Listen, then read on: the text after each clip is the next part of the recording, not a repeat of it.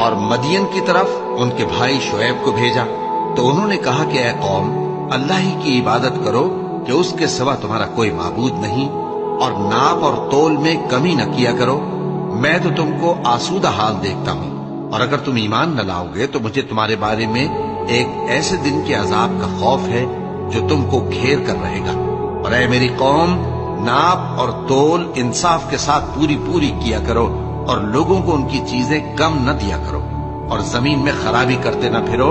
اگر تم کو میرے کہنے کا یقین ہو تو اللہ کا دیا ہوا نفع ہی تمہارے لیے بہتر ہے، اور میں تمہارا نگہبان نہیں ہوں۔ انہوں نے کہا، اے شعیب، کیا تمہاری نماز تمہیں یہ سکھاتی ہے کہ جن کو ہمارے باپ دادا پوجتے آئے ہیں ہم ان کو ترک کر دیں، یا اپنے مال میں تصرف کرنا چاہیں تو نہ کریں؟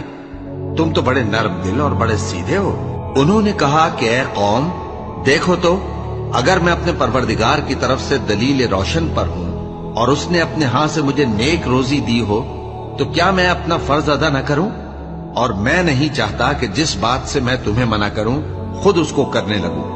میں تو جہاں تک مجھ سے ہو سکے تمہارے معاملات کی اصلاح چاہتا ہوں، اور اس بارے میں مجھے توفیق کا ملنا اللہ ہی کے فضل سے ہے۔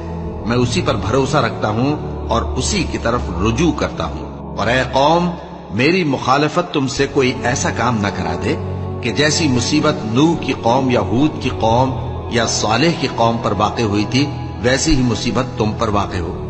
اور لوط کی قوم کا زمانہ تو تم سے کچھ دور نہیں۔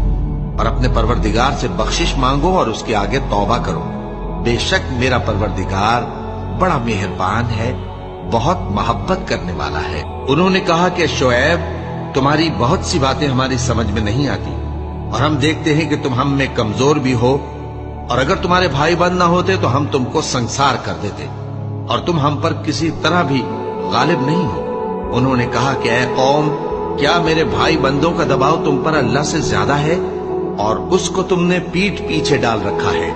میرا پروردگار تو تمہارے سب اعمال کا احاطہ کیے ہوئے ہے۔ اور اے قوم، تم اپنی جگہ کام کیے جاؤ، میں اپنی جگہ کام کیے جاتا ہوں۔ تم کو ان قریب معلوم ہو جائے گا کہ رسوا کرنے والا عذاب کس پر آتا ہے اور جھوٹا کون ہے۔ اور تم بھی انتظار کرو، میں بھی تمہارے ساتھ انتظار کرتا ہوں۔ اور جب ہمارا حکم آ پہنچا تو ہم نے شعیب کو اور جو لوگ ان کے ساتھ ایمان لائے تھے ان کو تو اپنی رحمت سے بچا لیا، اور جو ظالم تھے ان کو چنگھاڑ نے آ دبوچا، تو وہ اپنے گھروں میں اوندھے پڑے رہ گئے، گویا ان میں کبھی بسے ہی نہ تھے۔ سن رکھو کہ مدین پر ویسی ہی پھٹکار ہے جیسی سمود پر پھٹکار تھی۔